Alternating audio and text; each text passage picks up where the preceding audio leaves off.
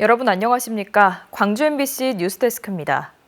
내년도 예산안을 두고 여야 갈등이 계속되면서 민생을 위한 여러 정책들이 차질을 빚을 거란 걱정이 커지고 있습니다.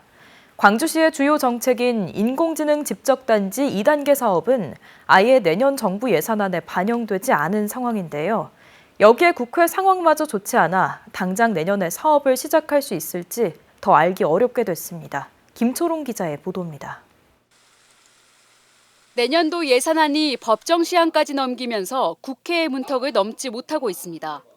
우원식 국회의장이 오는 10일까지 합의안해달라 요구했지만 여야 대치는 강대강으로 치닫고 있습니다. 이 때문에 중앙정부는 물론 지자체 사업에도 차질이 생길 거란 우려가 나옵니다.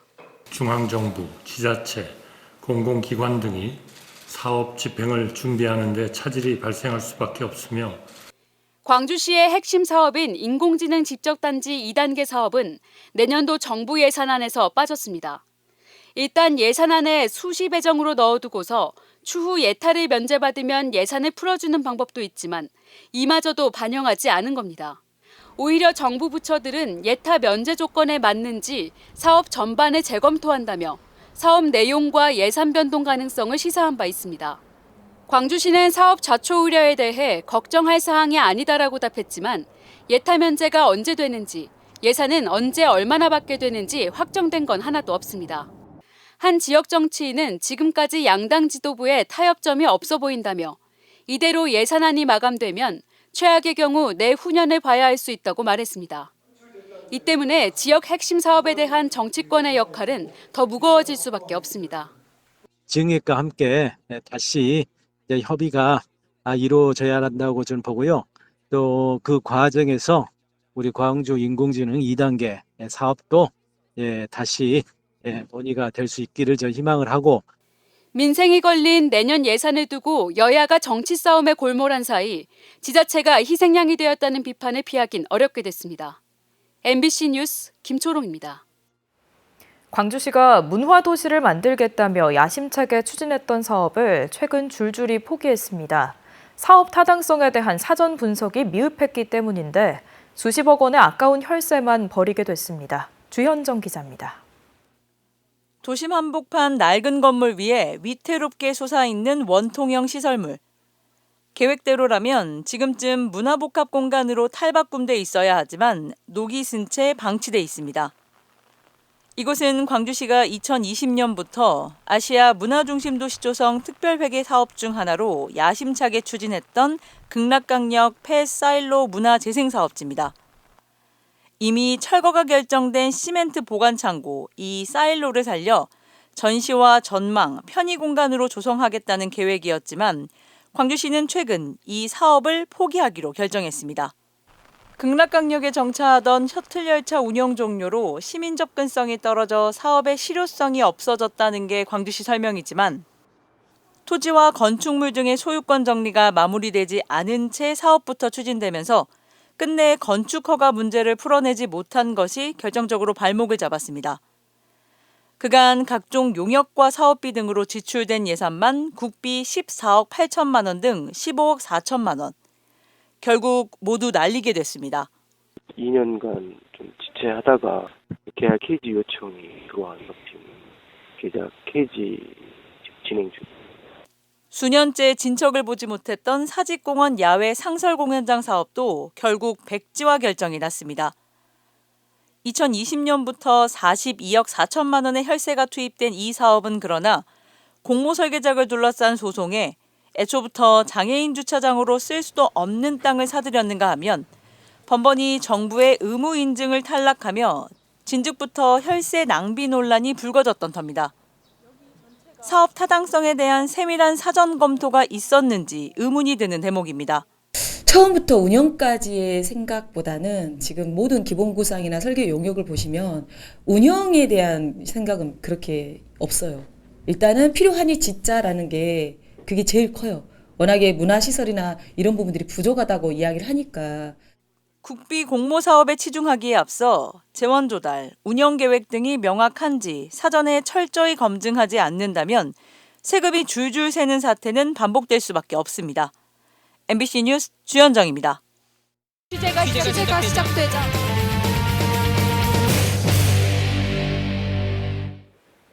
지역 청년들의 취업을 돕고 자립할 수 있게 돕는 청년 정책의 컨트롤 타워가 광주 청년센터입니다. 그런데 센터가 직원들에게 국회의원 의전을 강요하거나 수의 계약을 강요했다는 의혹이 제기됐습니다. 광주 MBC의 고발 보도 취재가 시작되자 김영찬 기자입니다. 지난 6월 열린 광주 청년센터의 자체 체육대회 행사입니다. 원래는 청년센터가 직원 역량 강화 사업으로 연수를 보내오던 프로그램인데 올해부터 체육대회로 바뀌었습니다. 직원들의 체육대회인데 이상한 광경이 펼쳐집니다. 국회의원이 노래를 부르고 기초의원과 센터장이 도열해 가락에 맞춰 박자를 맞추고 있는 겁니다. 일부 직원들은 센터장이 국회의원 의전을 강요했다고 주장합니다. 국회의원이 오셨으니까 막 환호해주고 박수 쳐주고 딸랑딸랑은 좀 했던 것 같고, 그런 행사할 때 의전 실수가 있으면 좀 질타를 많이 하긴 해요. 오셨는데 왜 안내를 안 했냐, 좀 그런 게 있는 거죠. 센터장의 부당한 업무 지시는 또 있다고 말합니다. 센터가 발주한 용역을 수행한 업체 대표가 센터장이 이사로 활동하고 있는 모 사회복지협의회 또 다른 이사라며 센터장이 아는 사람에게 특혜를 준 의혹이 있다는 겁니다. 제보자는 실무자가 다른 업체를 추천했지만 센터장이 해당 업체와 수의계약할 것을 강요했다고 주장하고 있습니다. 실무자가 조사한 업체가 아닌 다른 업체랑 그냥 계약을 하기를 이제 강요한 거죠. 그곳이 이제 센터장님이 소속돼 있는 그 법인의 이사님이 하는 업체로 이제 강요를 하신 거죠. 이러한 의혹에 대해 해당 청년센터장은 모두 다 사실무근이라고 반박했습니다. 체육대회에 국회의원을 부른 것은 친분 있는 의원에게 청년 정책을 소개하기 위한 것이었다며 의전을 강요한 적이 없다고 주장하고 있습니다. 수의 계약을 강요했다는 의혹과 관련해서도 자신은 직원들에게 지시한 적이 없다며 의혹을 완강히 부인하면서도 인터뷰는 거부했습니다. 지역 청년들의 취업과 자립을 돕기 위해 세워진 광주 청년센터의 1년 예산은 24억 원입니다. 해당 센터를 관리 감독하는 광주시는 취재가 시작되자 갑질 의혹과 수의 계약 논란 등을 확인하겠다고 밝혔습니다. MBC 뉴스 김영창입니다.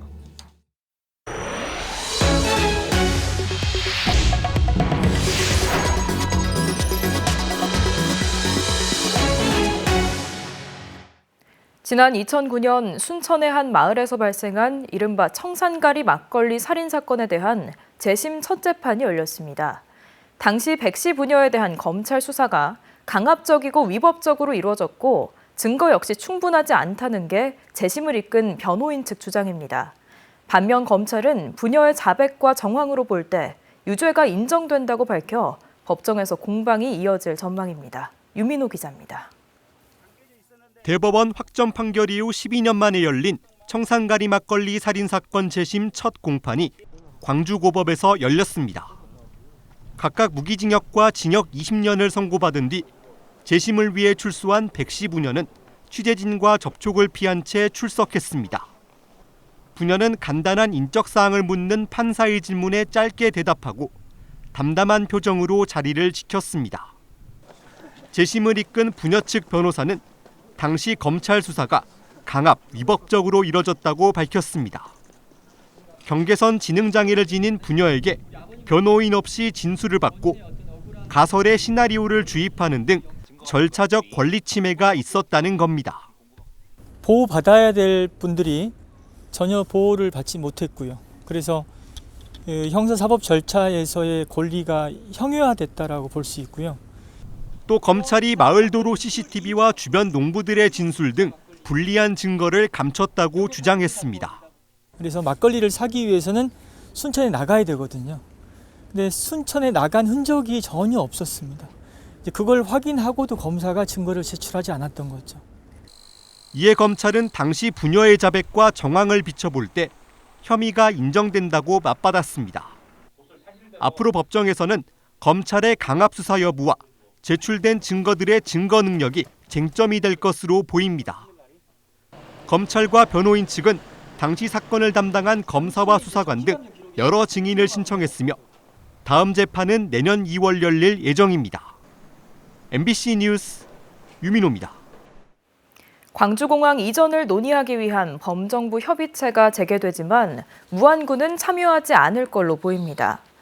이 자리에는 국방부와 국토교통부 등 정부 부처와 광주시 전남도 등이 참여하지만 무안군은 불참 의사를 밝힌 걸로 전해졌습니다.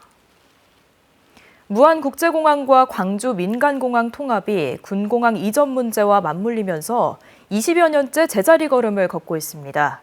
이러는 사이 국토 서남권의 관문공항으로 개항된 무안국제공항은 초라한 지방공항으로 전락하고 있습니다. 이 소식은 목포문화방송 김윤 기자가 보도합니다. 지난 26일 화요일 오후 공항 대합실이 여행객들로 북적거립니다. 무안에서 중국으로 출발하는 비행기 시각에 맞춰 도착한 여행객들입니다. 이들에게 무안국제공항의 장점을 물어봤습니다.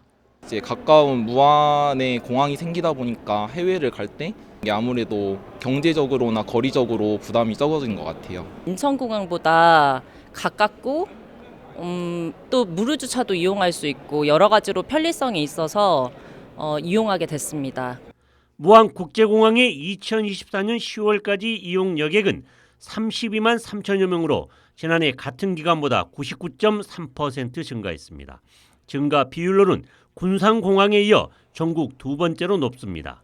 하지만 여객 수는 전국 15개 공항 가운데 8위로 여수공항 이용객보다 적은 수준입니다. 코로나 이전인 2019년 89만 5천여 명에는 절반에도 미치지 못하고 있습니다. 전라남도는 이달부터 9개국 18개 노선의 전세기를 띄워 대대적인 승객 유치에 나서고 있지만 2019년 수준 회복에는 상당한 시간이 걸릴 전망입니다. 무안공항 활성화가 지지부진한 사이 광주공항의 여객도 감소세를 면치 못하고 있습니다.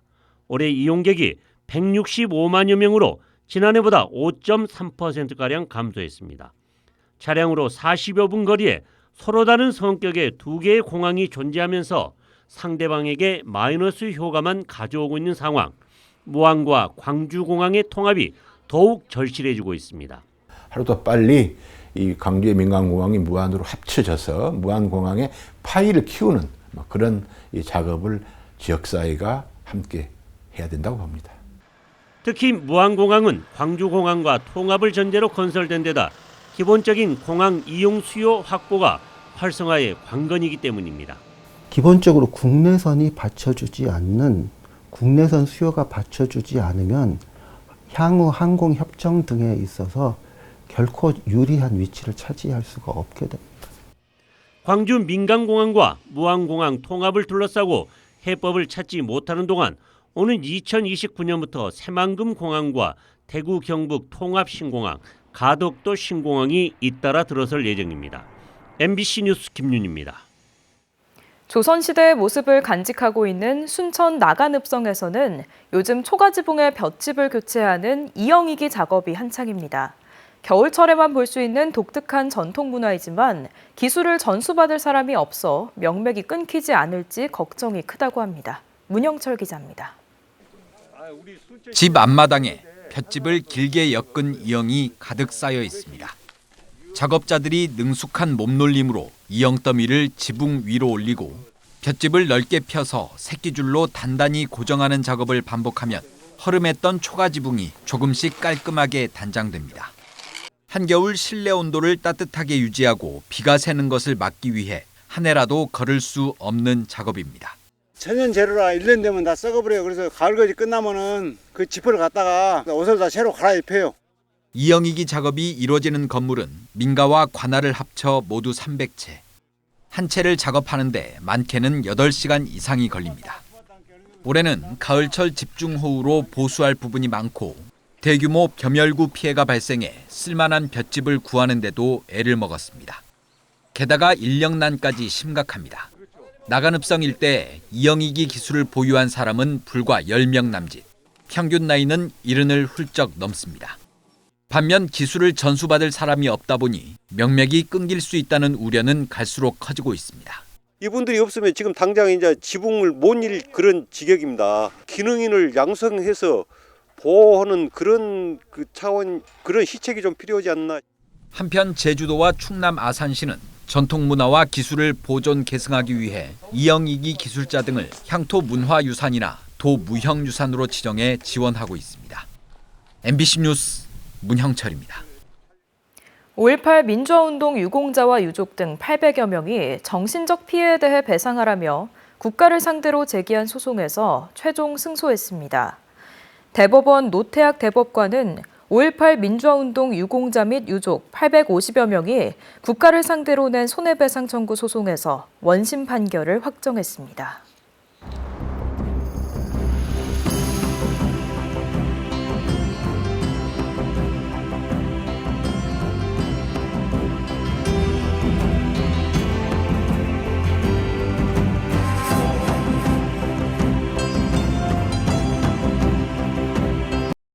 언제 어디서나 내 손 안의 뉴스. 광주 MBC 뉴스 유튜브 구독으로 함께하세요.